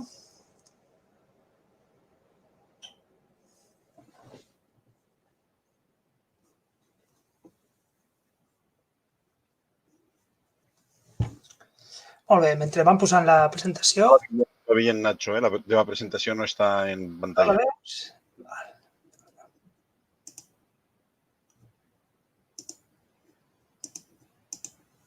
Ara, millor? Perfecte. Molt bé, en línies generals el que podríem dir que H5P és una eina que permet crear, compartir i reutilitzar continguts interactius, com poden ser vídeos, presentacions, jocs, una infinitat. En aquesta presentació us mostraré què és, concretament, quins aspectes trobem que són molt positius i quins considerem que seran millorables o que hem de tenir en compte a l'hora de fer-ho servir, quin tipus de continguts ens permet crear, com s'integren aquestes activitats dintre de diferents plataformes, Moodle, un blog, el Classroom, i per què H5P pot ser una bona eina a l'hora de crear contingut digital. I a part, al final deixarem uns quants enllaços per tots aquells que vulgueu saber una miqueta més. Bé, doncs H5P és una plataforma que permet crear contingut digital amb moltes possibilitats. En aquestes dues imatges, en una banda veieu a l'esquerra la pàgina web d'accés a H5P i a la dreta com es veu integrat dintre de Moodle a l'hora de crear una activitat. Més endavant us ho detallaré. En principi, H5P.org era un servei totalment gratuït que permetia la generació de molts tipus de continguts per després poder inserir-los a diferents plataformes. Actualment, les opcions de creació que s'ofereixen des de la plataforma web són bastant limitades, havent d'optar per una opció de pagament per disposar de tot el contingut juntament amb el servei d'hospedatge. Per altra banda, si som usuaris de Moodle, disposarem de totes les opcions de creació d'activitats totalment integrades dins de l'entorn Moodle. Quins són els avantatges que nosaltres pensem que té H5P com a creador, sobretot de continguts? Doncs que ofereix una gran diversitat de recursos disponibles, que podem personalitzar aquests, que ens permet reutilitzar activitats creades per nosaltres mateixos o per d'altres, amb tot el benefici que això comporta per a la comunitat educativa, la seva integració a Moodle, també amb tot el que comporta la creació d'itineraris, a les qualificacions, el seguiment que es pot fer, i que si tenim en compte les pautes de disseny universal per a l'aprenentatge, doncs podrem donar resposta a diferents maneres d'aprendre, ja que podrem dissenyar diferents tipus d'activitats de contingut més visual, més manipulatiu, més auditiu, textual. És un contingut on farem que l'alumne s'impliqui, que haurà de persistir, de mantenir l'atenció i l'esforç, despertarem el seu interès. I si per altra banda fem servir H5P com un generador d'activitats per part de l'alumne, també trobem activitats que permeten una gran intervenció per part seva i que desenvolupen la seva creativitat, la generació de vídeos interactius, de línies del temps, de gravacions de veu. Això com a positiu. Clar, com a negatiu no, aspectes que hem de tenir en compte, no? Doncs que si no som usuaris de Moodle i volem gaudir de totes les possibilitats que ens ofereix H5P, doncs haurem de contractar el seu servei d'allotjament. I que si el que volem és reutilitzar aquestes activitats en d'altres entorns, han de ser entorns que permetin la inserció de codi HTML, per poder inserir-ho. Ja veurem que dintre de Classroom hem de fer alguna petita trampilla per poder integrar-ho. Molt bé, quins continguts permet crear? Si us fixeu en aquesta diapositiva, que està extreta de la mateixa pàgina, ens surt tot el llistat dels tipus de continguts que podem crear, que com podeu comprovar són molts. En el següent quadre estan classificats pel tipus d'activitats que podem fer, contenidors de continguts, activitats multimèdia, jocs, preguntes. Com que aquesta presentació estarà disponible, us hem deixat uns enllaços que contenen activitats que estan dintre dels cursos que es troben a Alexandria i que són les propostes per a aquest primer trimestre, doncs perquè veieu que està totalment integrat, no? Com a exemple, doncs, mireu, aquí teniu dos exemples. Un és una activitat de targetes, on van apareixent unes targetes, en aquest cas, amb una definició i pel darrere una explicació, que pot servir perquè l'alumne repassi una sèrie de continguts. També tenim aquí un vídeo interactiu, que consisteix, aquest en concret, van sortint una sèrie de preguntes on l'alumne haurà d'anar responent per poder continuar veient el vídeo. Uns altres exemples serien, en aquesta diapositiva podem veure la típica sopa de lletres, activitats de fer parelles, d'omplir forats, d'emparellaments. Cada una d'aquestes activitats, quan l'alumne l'ha realitzat, sempre li proporciona un retorn del tipus del nombre de respostes que ha fet, quines són les correctes, quines no són. Nacho, disculpa'm, però hem d'anar acabant, Sí? Doncs acabo ja. He de fer de polimalo. Perfecte, no, cap problema.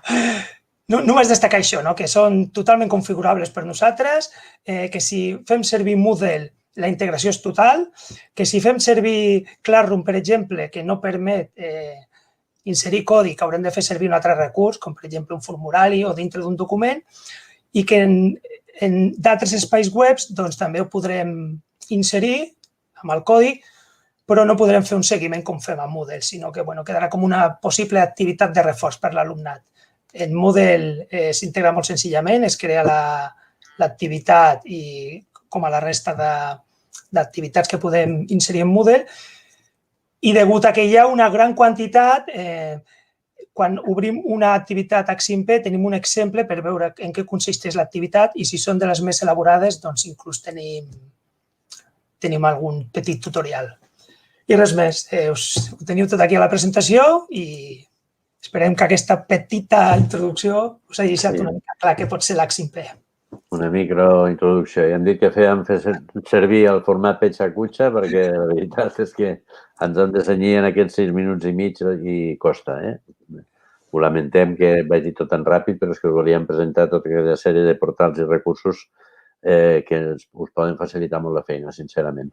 Bé, anem a la següent presentació. Ens queda la del Xavier Guiguren i la del Francesc Busquets. El Xavier Guiguren ens presentarà el recurs que s'anomena Excel-Learning. Excel-Learning també és una eina que té bastant de temps recorregut, però segurament no és prou coneguda o no el suficient. Sí, em sentiu bé? Sí, bona tarda. Sí, Xavi, et sentim bé. Doncs bé, com aquesta presentació la tindrà tothom al seu abast, el meu objectiu és simplement explicar-la una miqueta per sobre per tal que la gent l'aprofiti una miqueta millor. I també un altre objectiu que m'he proposat és que els que no coneguin Excel-Learning quan acabi la presentació tinguin ganes d'explorar-ho i els que sí que el coneixin, que vulguin aprofundir una miqueta més. Bé, Excel-Learning és una eina que potser es fa servir molt a tot el territori espanyol, potser a Catalunya no es coneix tant, i ens permet crear contingut educatiu interactiu.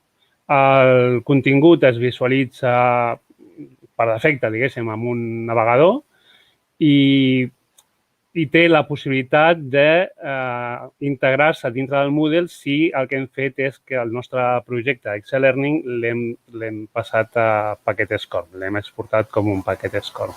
Com veieu en aquesta diapositiva, l'eina és open source, això vol dir que és codi obert, que hi ha un codi font, que està a l'abast de tothom, que es pot editar i aquests canvis que tu facis es poden distribuir. També vol dir que és gratis. I també un altre avantatge és que és multiplataforma. En l'índex, molt ràpidament, els primers punts serien una miqueta com desenvolupar un projecte amb Excel Learning, en les primeres passes, doncs, què és el que hem de fer així, el primer cop d'ull quan comencem amb aquesta eina. El format d'exportació i Moodle és una mica la part més potent, la veurem més endavant, i al final hi ha uns links, com sempre, perquè tothom que tingui aquesta presentació doncs, pugui, a partir d'allà, explorar i aprofundir. Bé, en aquesta diapositiva el que fem és una mica de pros i contres, més que contres, algunes coses que hem de tenir en compte. Una de les coses que m'agradaria destacar és la corba d'aprenentatge que té Excel Learning. És molt, molt, molt bona, és molt favorable. Què vol dir corba d'aprenentatge? Doncs que el temps d'experiència que necessites per tenir un resultat satisfactori és molt poc. És a dir, que tu de seguida que el manegues una miqueta i et surt una cosa molt xula, no? Parlant així clarament. Per tant, ens interessa una eina així, que doni uns resultats ràpids i satisfactoris. Funciona amb tota mena de navegadors. Això, si hi ha algú que feia servir Excel Learning de fa molts anys, doncs era una cosa que calia millorar i realment ho ha millorat. S'ha de dir que hi ha una comunitat importantíssima de gent darrere d'Excel Learning i està últimament també tenint un impuls brutal i estan havent-hi moltes novetats i millores. Com hem dit abans, una de les coses més importants és que es pugui exportar i llavors això vol dir que pot haver intercanvi entre el material que fa el professorat i aprofitament d'eines que fan uns i altres. I a l'altra banda hem posat no coses que s'hagin de millorar o que siguin defectes, sinó hem volgut apuntar el disseny universal d'aprenentatge que sempre hem de tenir en compte en el moment de dissenyar un projecte. Llavors, com utilitzar Excel Learning perquè aquest projecte que desenvolupem sigui una proposta educativa que tingui la diversitat dels nostres alumnes i que compleixi tots els requisits desitjables. Pot haver alguna eina que sigui més xula que Excel Learning? Home, sí, pot ser, però mira, també té com a avantatge que pot incrustar recursos d'altres eines, jo què sé, per exemple, un JClick pot estar dintre d'Excel Learning i llavors això una cosa va per l'altra. Com he comentat, és una eina multiplataforma, o sigui que funciona en sistema operatiu qualsevol, i crec que és bastant interessant que hi ha també versió portable. Portable vol dir que la instal·les amb un USB i hi ha versió portable tant per Windows com per Linux. I això està molt bé perquè portes tot el teu recurs amb un pen i dona igual amb l'ordinador que estiguis. Amb una connexió després a internet, doncs ho arreglem tot. Vaig ràpid, com veieu. En aquesta diapositiva es veu una miqueta a l'editor. Quin aspecte té Excel Learning quan l'obres? Javi, sí. Disculpa, però és que em toca fer el paper, fill meu. Tens menys d'un minut. Vale. Si pots accelerar una miqueta. En tot cas, la presentació està disponible. La presentació ho puc passar. En aquesta primera diapositiva, simplement una mica els budells de què és el que veieu en l'editor i en aquesta segona diapositiva veureu una feina acabada, que estava a mig desenvolupar d'un curs que estàvem fent de Scratch amb una activitat de preguntes i respostes i tal. I aquí, en aquesta diapositiva, veieu la quantitat ingent que hi ha de possibilitats, d'activitats interactives i a la dreta teniu aquestes que són una miqueta les més utilitzades, les més comunes i finalment una sèrie de links que us permetran, el que no ho conegui, començar a investigar i el que el conegui, aprofundir una miqueta. I una cosa sí que és molt important que us la digui.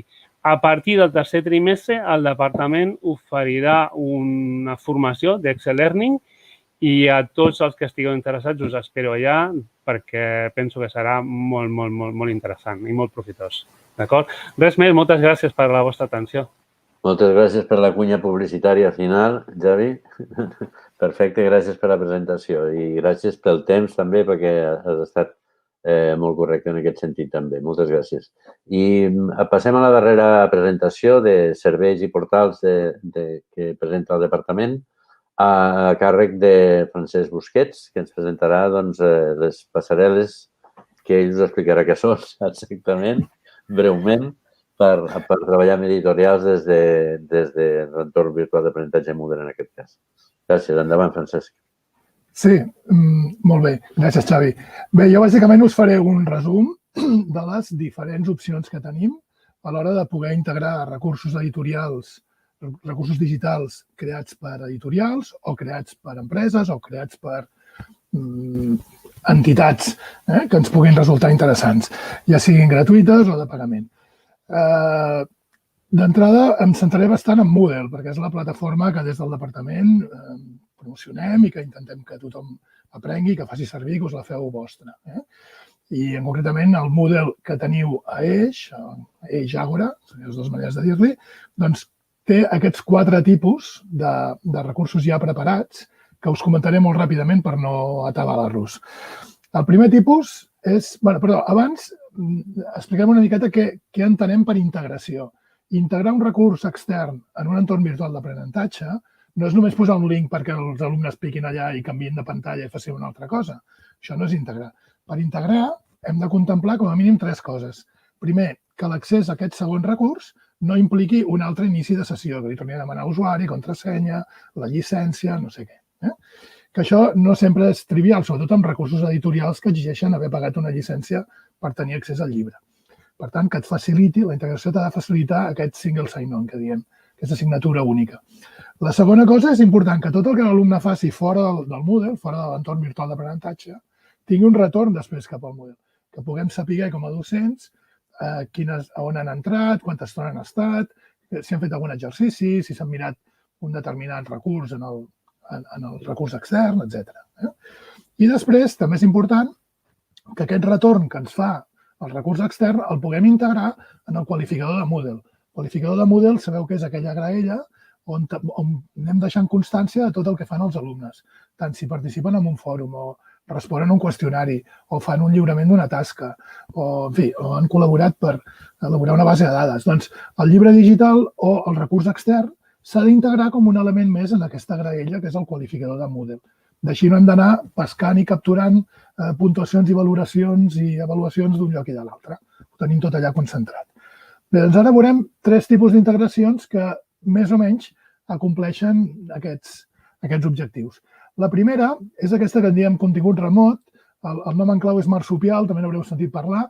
És un estàndard que vam crear aquí a Catalunya en el projecte 1x1, perquè en aquell moment, quan naixien els llibres digitals, i la tendència de les editorials era jo ja et poso el meu entorn virtual d'aprenentatge, t'ho preparo tot i tu vine amb els teus alumnes a la meva web i fes el que jo et diré que pots fer en la meva editorial.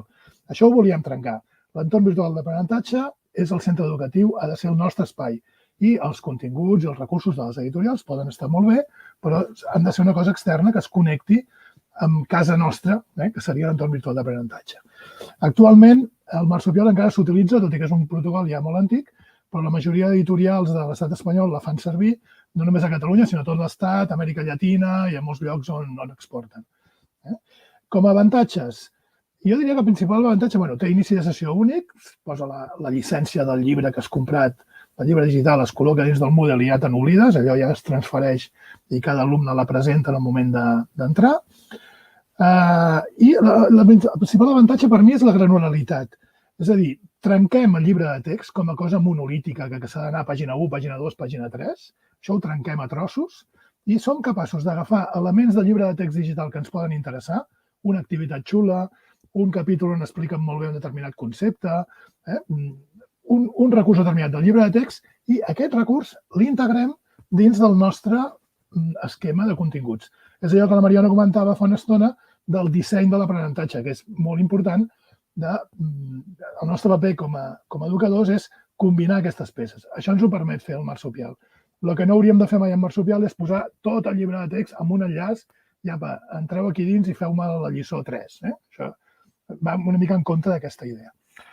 També, evidentment, les qualificacions van a parar al qualificador de Moodle. Avantatges i inconvenients, doncs això, que us deia, la granularitat, bàsicament, i que, com a inconvenient, apuntaria que tots aquests recursos només funcionen en línia, no els pots descarregar. Després ho consulteu, hi ha aquí rotllos. El segon seria l'eina externa, o així com li diu Moodle, el seu nom en clau seria LTI, o Learning Tools Interoperability. Això respon a un estàndard internacional que ara actualment s'està fent servir molt, tant editorials com el mateix Google, per exemple, et permet un tipus de tasca de Google, de tasca Moodle, que és un Google Assignment, és a dir, et posa un Google Doc, un document de Google, el mateix que fem al Classroom, però dins de Google, dins de Moodle, perdó, et posa un document de Google perquè tu me'l modifiquis, me l'ampliïs, me'l complementis i me'l retornis com a tasca. Això es fa via LTI, per exemple. O hi ha altres empreses o webs com Educaply i altres llocs que ofereixen recursos LTI. Es basa en un principi de consumidor i de productor i com a avantatge, que és un estàndard més modern, més àgil, et permet fer una avaluació més rica del que ha passat en el recurs, i que Moodle pot comportar-se tant com a consumidor com també com a proveïdor. És a dir, podríem fer un curs Moodle i vendre'l, entre cometes, o exportar-lo com a recurs LTI amb altres Moodles d'altres centres o d'altres llocs que el volguessin treballar. El paquet SCORM, aquest és un vell conegut, és el més antic de tots, és de l'any 2001, imagineu-vos si ha plogut des d'aleshores, i bàsicament el que fa és ficar-te en un fitxer zip tots els recursos que formen part d'aquest material i després el Moodle t'ho presenta en forma d'arbre i tu pots anar passant de l'una a l'altra. Bàsicament, quan treballeu amb Exelearning, per exemple, que us explicava ara el Xavi, acabareu generant un SCORM, aquest SCORM el pugeu al Moodle i el Moodle el presentarà en aquest format. O amb el JClick mateix podeu exportar SCORM, el pugeu al Moodle i si feu servir el mòdul de JClick obteniu també puntuacions. És un vell conegut, hi ha molts recursos SCORM i a Alexandria, que ha parlat abans Alexandra, teniu una secció només d'objectes SCORM creat per docents que es comparteixen amb llicències Creative Commons en aquest espai. I bé, ja em salto això, ja ho mirareu. Una pinzellada sobre l'Ixapi, que veig aquí el Polimago, que ja m'està buscant, i acabo. L'Ixapi és un estàndard emergent, podríem dir, en aquest moment encara no l'està fent servir gaire gent. És tan obert que aquest és el seu problema. És tan obert que el pots fer servir des de per monitoritzar l'ús de recursos físics fins a... Es basa en un sistema d'accions, noms, verbs, que van amunt i avall, objectes. Està molt ben pensat, però potser és tan extens que costa fer-lo aterrar i concretar-lo. Jo l'he apuntat aquí perquè sentirem a parlar en el futur, però ara mateix el problema és aquest, que és tan obert que falta que es desenvolupin mòduls específics, editorials específics, d'eines específiques per utilitzar l'estàndard XAPI, l'Experience API. I aquí acabo. Molt bé. Moltes gràcies, Francesc. Ja veus que el temps és molt poquet temps per poder fer una exposició una mica més detalladeta de tot això. Però creiem que es posa a disposició de tot el professorat que segueix o que seguirà aquesta presentació, aquest webinar, doncs li donen una sèrie de recursos molt important. Doncs passem al bloc de la sessió que és el de compartim experiències. Teníem dues experiències d'escoles de primària, però una d'elles era l'Escola Domeny de Girona, però la persona que havia de fer la presentació, el Ricard Becdejú, doncs no ha pogut fer per una urgència mèdica. Esperem que no sigui res i que estigui bé i li agraïm que s'hagués accedit a fer la presentació. Per tant, passem a la presentació que ens farà des de l'Escola La Parellada de Santa Oliva, de Tarragona, a Hugo Cardillo. Hugo Cardillo és el director de l'escola, mestre, evidentment, i ens intentarà fer una presentació que no volia que fos molt llarga i potser haurà de ser inclús més curta si pots, Hugo, perquè la veritat és que estem més o menys sobre el temps ja passat. Doncs endavant i moltes gràcies. Sí, no pateixis, Xavi. Intentarem ser curts, val? Dir-vos això, que quan ens vam plantejar una mica parlar sobre continguts digitals, nosaltres ens van fer també la pregunta ostres, què posem, no? Perquè tots els centres fem servir molts recursos, val? Llavors, nosaltres dir-vos això, com ha dit el Xavi, jo em dic Hugo Cardillo, val? Soc mestre d'educació física a l'Escola de l'Aparellada de Santa Oliva. Faig també robòtica i informàtica i, bueno, a les hores lliures estic fent de director de l'escola. Vale? Som una escola pública que està situada al Baix Penedès, que sembla allí com el Wyoming de Catalunya, val? Que costa fer coses aquí de vegades o tenir repercussió. Val?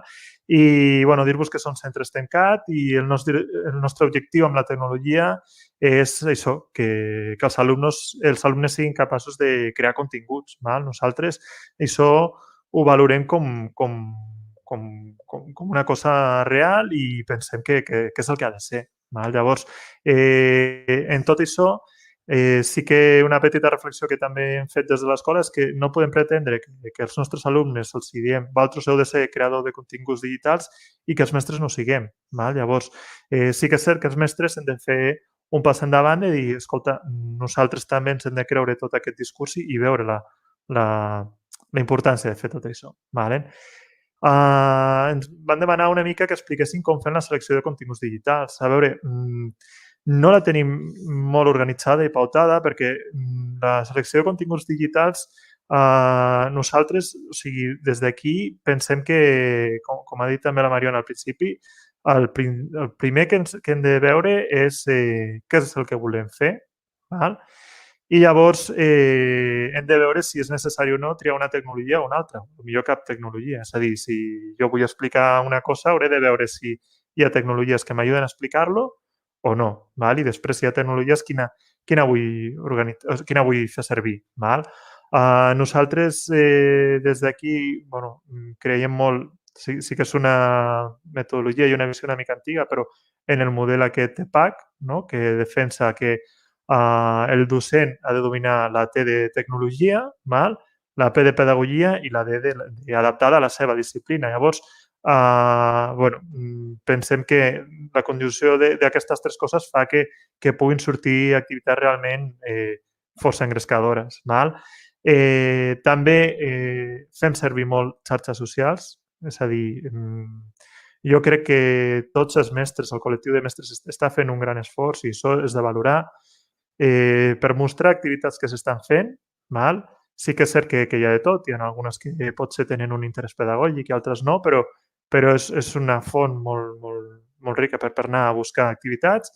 Toolbox, que l'heu comentat, nosaltres som superfans de Toolbox i, us animem també si no sou avaluadors d'apps i això, doncs que, sisplau, que sigueu perquè quanta més gent tinguem aquí, doncs més informació podem tenir de les apps. Val? I també intercanvis d'experiències. Jo avui he après un munt de coses i coses que coneixia realment i llavors penso que és molt enriquidor participar en aquestes coses. Clar, sí que ens passa, com a tots els claustres, que hi ha mestres que potser som més propensos a fer servir tecnologies dins de l'aula i altres que no.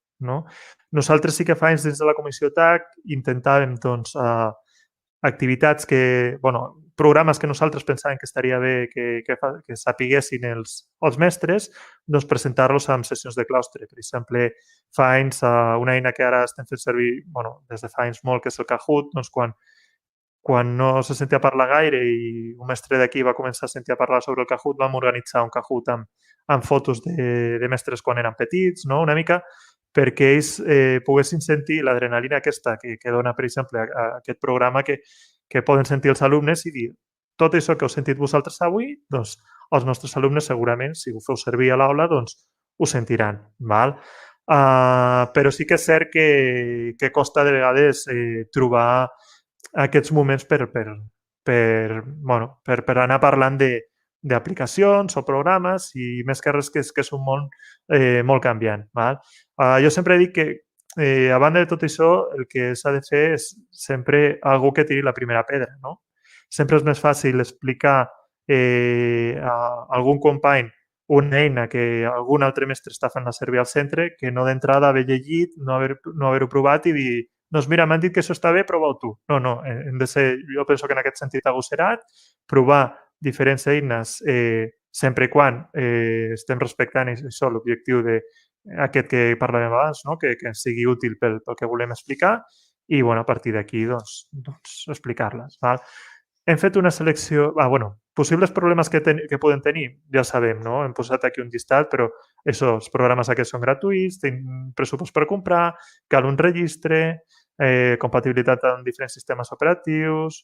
He posat també un que també ens hem trobat aquí, que si són continguts online de vegades canvien d'un dia per l'altre. És a dir, potser avui estem fent servir un programa que es va superbé i d'aquí a 2 setmanes aquest programa ha desaparegut.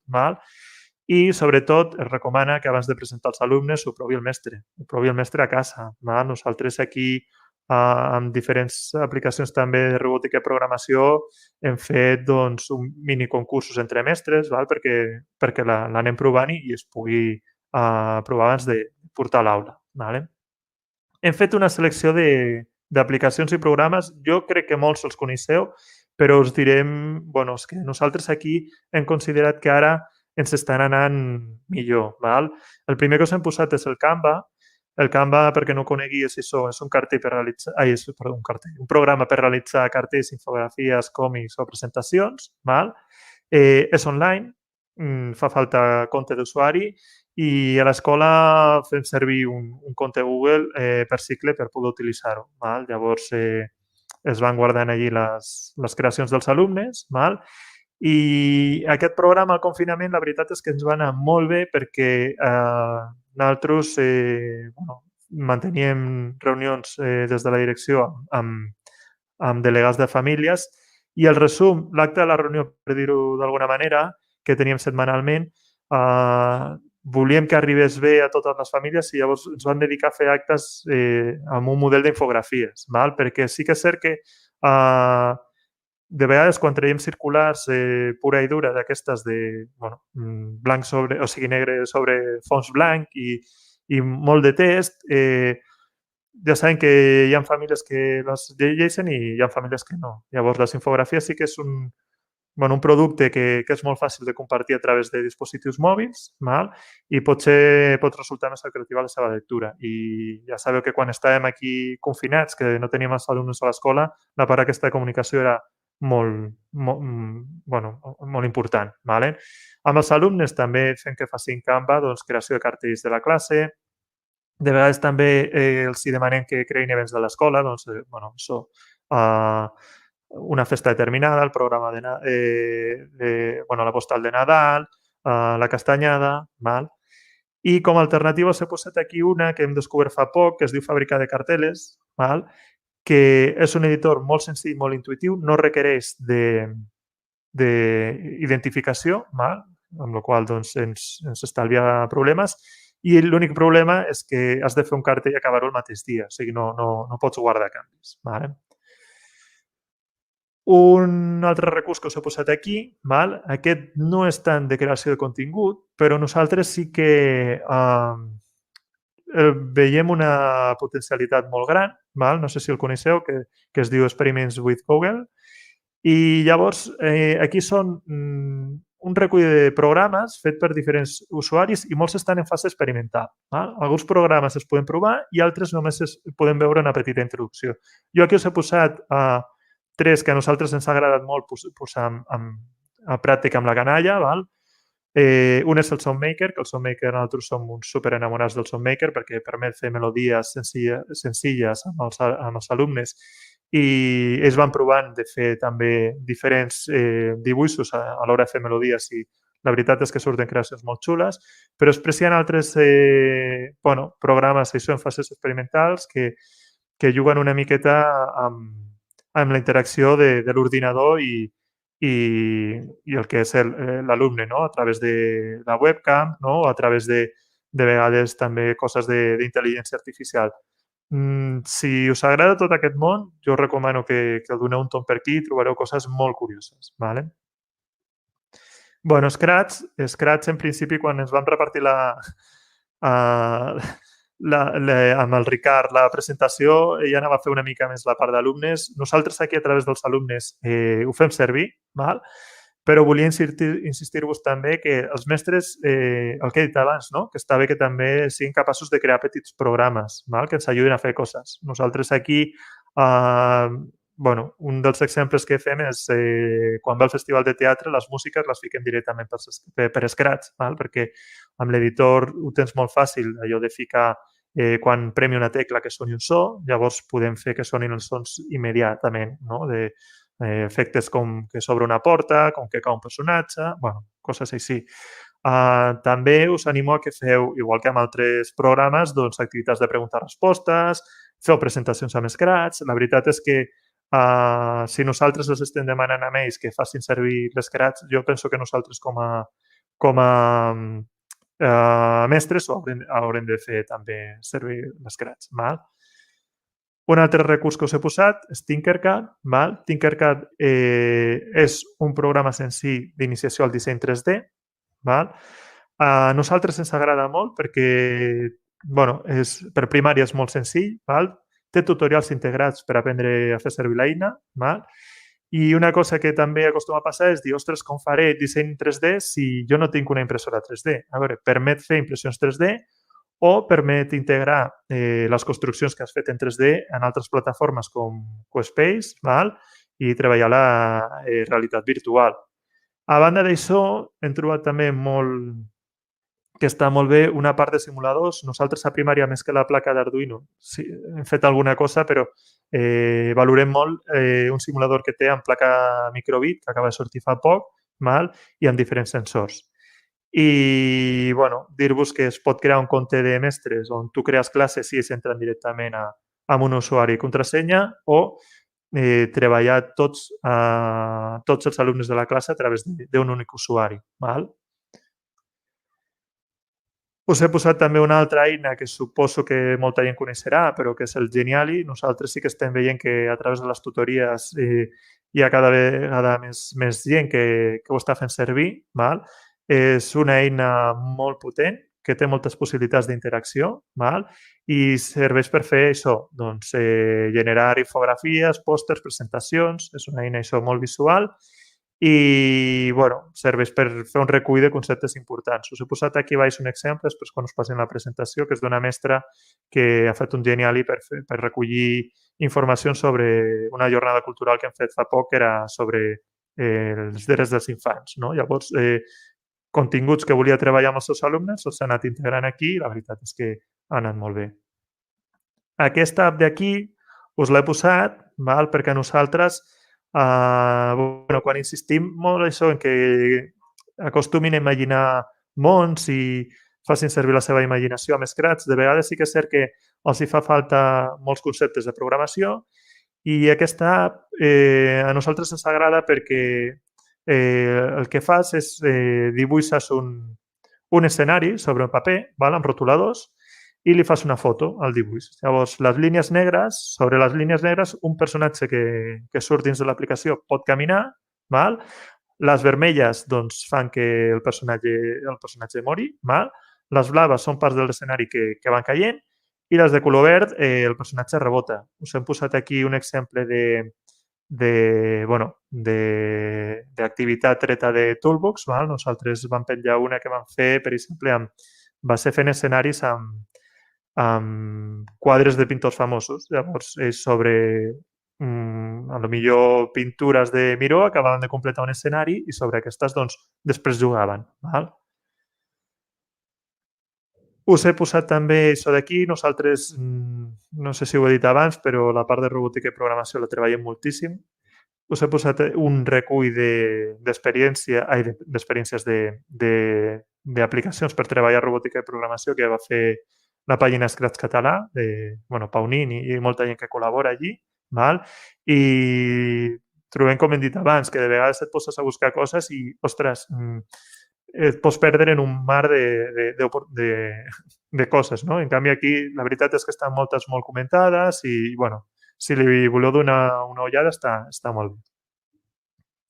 Us he posat aquesta eina aquí també, que es diu Live Worksets. No sé si la coneixeu, però nosaltres, al llarg del confinament, ens va donar molt de lloc perquè és una pàgina per crear fitxes interactives i autocorrectives. Podem crear-la des de zero o agafar fitxes interactives fetes per altres usuaris. Llavors, nosaltres sí que la fèiem servir perquè era molt ràpida. Tu creaves la fitxa, la enviaves i contestaven al correu electrònic i llavors a tu t'arribaven els resultats i a ell ja li arribava l'autocorrecció. Us he deixat aquí un enllaç que és del blog de Pluja d'Idees, que si no coneixeu aquest blog és genial, amb moltes activitats que podeu trobar per treballar a les TIC i la veritat és que el tutorial aquest de Pluja d'Idees està superben explicat i li podeu donar un cop d'ull si voleu també. I ja està.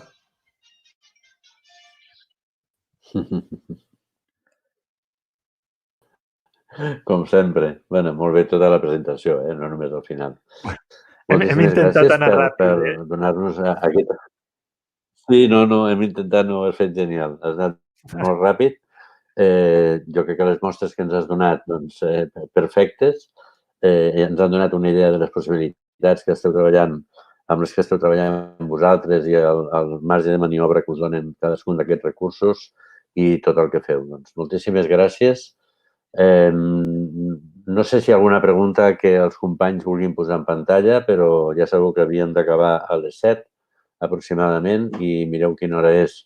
Només en resta, en tot cas, si hi ha alguna pregunta, doncs la poseu, però en principi només en resta comentar-vos dues coses, que a l'espai d'Odissea doncs teniu els fòrums de debat com a la sessió primera, és a dir, ara s'han replicat aquests fòrums en el bloc de la segona sessió dintre d'Odissea i després també teniu una proposta de dues activitats que n'heu d'escollir una.